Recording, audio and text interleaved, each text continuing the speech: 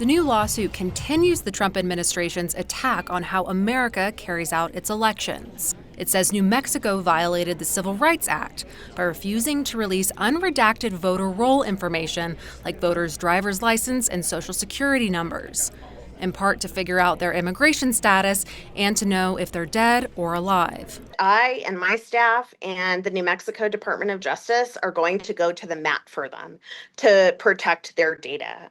We are going to oppose this request. We are going to go through the legal process. Secretary of State Maggie Toulouse-Oliver says the DOJ's claim that she refused to provide the records requested and hand over an electronic list is wrong.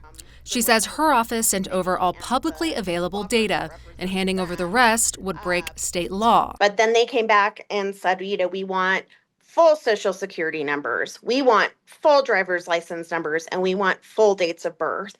And those are all very private personal information that are protected by New Mexico law and other aspects of federal law. And so I feel like my obligation as Secretary of State is to continue to keep that information private.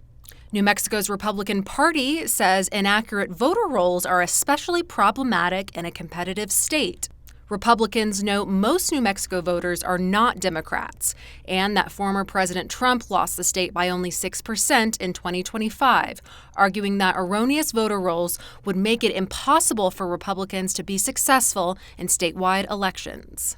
The party did not show evidence that outdated voter rolls accounted for the 55,000 vote difference in 2024. Meanwhile, New Mexico Democrats said this is just yet another example of Trump trying to sow distrust in fair elections and launching a politicized attack on a blue state.